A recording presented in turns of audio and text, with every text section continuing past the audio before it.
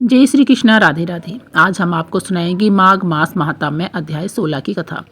इसमें हम आज आपको बताएंगे अप्सरा के माघ स्नान और राक्षस की कथा।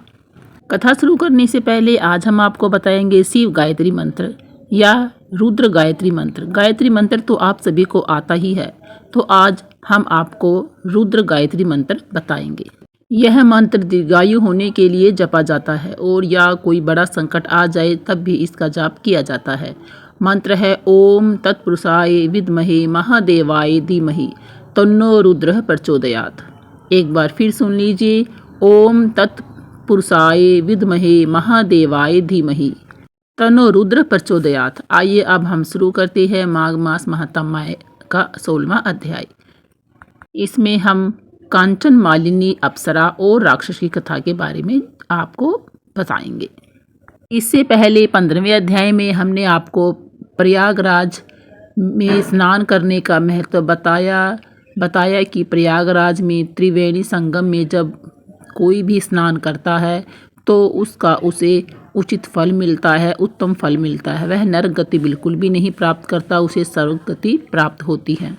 प्रयागराज कुंभ में देवता, गंधर्व सभी स्नान करने आते हैं और अमृत स्नान करके अपना पुण्य कमाते हैं। आइए अब शुरू करते हैं 16वां अध्याय। कार्तवीर्य जी बोले, हे भगवान, वह राक्षस और कांचन मालिनी कौन थे?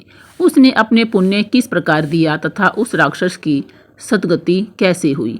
हे ब्राह्मण, हे सूर्य रूपी अत्रिपुत्र, आप मेरे इस आश्चर्य को दूर करने का प्रयास करें। दत्तात्रेय जी बोले, हे राजन, इस प्राचीन विचित्र इतिहास को सुनो, जिसके सुनने से वाजपेयी यज्ञ का फल प्राप्त होता है। कांचन मालिनी नाम की एक बड़ी रूपवती अप्सरा थी। एक दिन वह प्रयाग में माघ मास में स्नान करके आकाश मार्ग से शिवजी के मंदिर को जा रही थी। गिरिराज हिमालय पर्वत के निकुंज में एक विशाल रूप में खड़े हुए वृद्ध राक्षस ने गगन मार्ग से जाती हुई स्वर्ण कांति के समान तेजस्वी सुंदर कटी वाली, बड़े बड़े नेत्रों वाली, चंद्रमुखी, लंबे लंबे केस एवं उठे हुए सुंदर कूचों वाली अप्सरा को देखकर कहा, हे सुंदर केसों वाली, हे पीन पयोधर, तुम कौन हो तथा कहाँ से आ रही हो? तुम्हारे वस्त्र और वेणी गीली क्यों है? हे भीरू, तुम आकाश मार्ग से कहाँ जा रही हो? हे भद्रे, किस पुण्य के प्रभाव से यह तुम्हारा तेजस्वी मनोहर रूप है?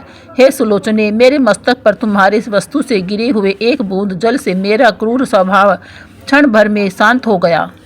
इस जल की क्या महिमा है? तुम शीलवती हो, अतः मुझसे इसका कारण कहो। तब अप्सरा ने कहा, हे राक्षस सुनो, मैं काम रूपणी अप्सरा हूँ।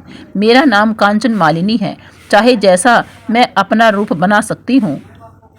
मैं इस समय प्रयाग से आ रही हूँ। गंगा यमुना संगम में भली प्रकार स्नान करने से मेरे वस्त्र भीगे हुए हैं और इस समय मैं श्रेष्ठ पर्वत कैलाश पर जा रही हूँ, जहाँ देव दानवों से पूजित शिव पार्वती रहते हैं। वहीं जा रही हूँ। त्रिवेणी के जल की बूंद के प्रभाव से तुम्हारी यह क्रूरता दूर हो गई है।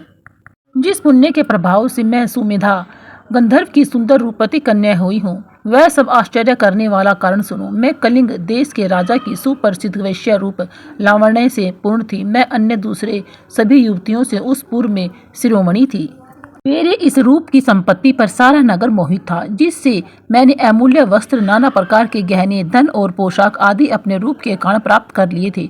मेरे पास शरण की कमी न थी, क्योंकि काम पीड़ित युवा पुरुष मेरे चरणों की सेवा करते थे।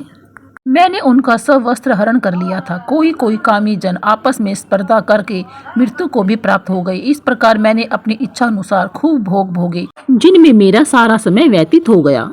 वृद्धावस्था आने पर मैंने विचार किया कि नित्य भोगों के कारण मैंने दान, पुण्य, हवन, तप, व्रत आदि कुछ नहीं किया और न धर्म, अर्थ, काम, मोक्ष देने वाले भगवान की आराधना ही की, न कलेश हरने वाले दुर्गा देवी की पूजा की, न विष्णु भगवान का स्मरण किया, उनको याद किया, ने कभी ब्राह्मणों को तृप्त किया, न प्राणियों का कोई हित किया। राक्षस, मैंने ऐसे बहुत से पाप किए जिससे मेरा चित्त दहकता रहता था। एक दिन बहुत कुछ विलाप करते हुए मैंने ब्रह्मज्ञ वेद निपुण राजा के पुरोहित ब्राह्मण से जाकर पूछा, हे विप्र, मेरा इस पाप से निस्तारण किस तरह से होगा?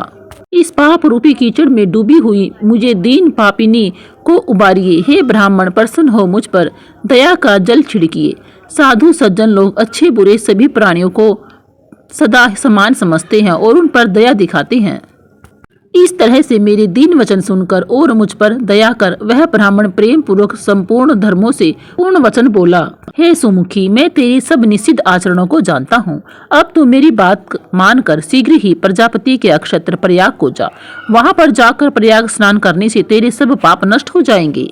परंतु हे भीरू, तीर्थ में जाकर मन से भी अशुभ कर्म मत करना। प्रयाग में स्नान करने से पवित्र होकर तू अवश्य स्वर्ग में जाएगी।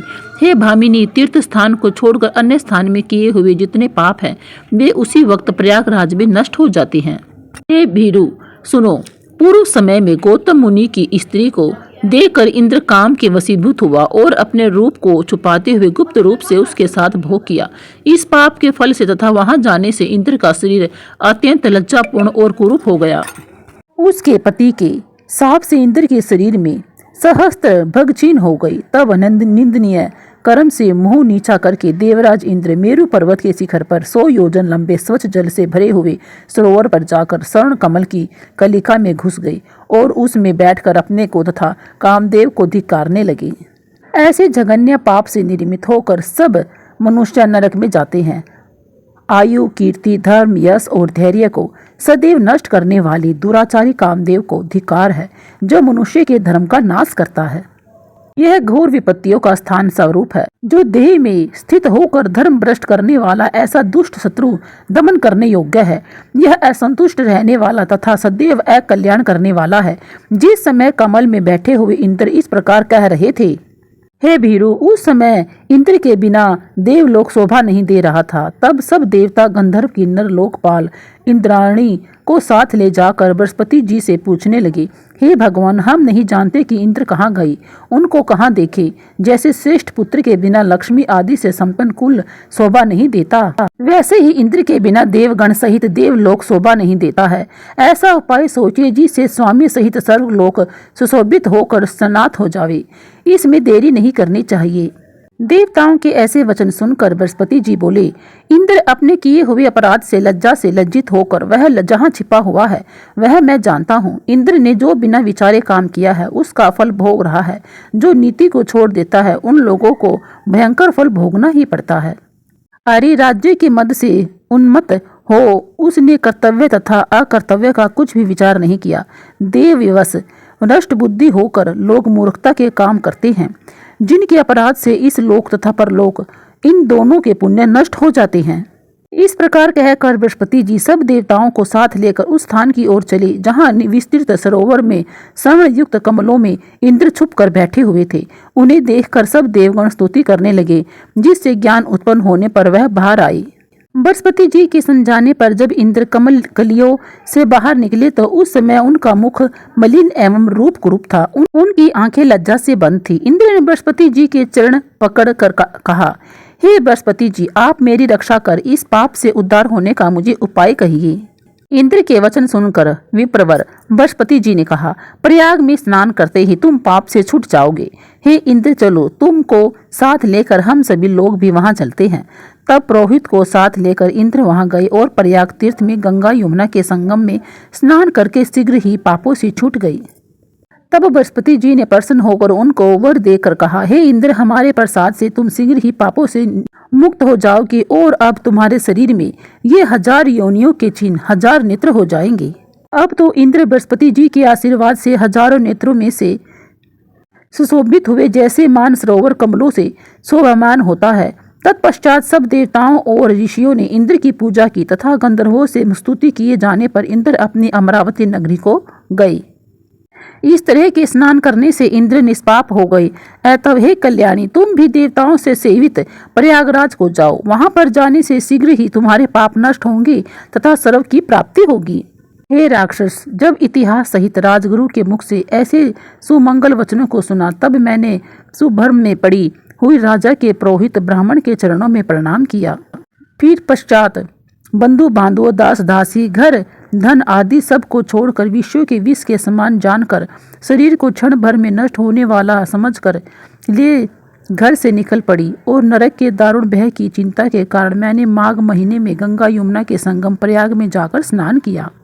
हे वृद्ध निशाचर, उस स्नान के महात्म्य को सुनो। 3 दिन के स्नान से मेरे सब पाप नष्ट हो गए तथा शेष 27 दिन के स्नान के पुण्य से देव योनि पाई और अब पार्वती जी के प्रिय सखी होकर कैलाश पर्वत पर रमण करती हूँ। परंतु मुझे अपनी जाति का स्मरण बना रहा। यह सब माघ मास में प्रयागराज में स्नान का ही फल है।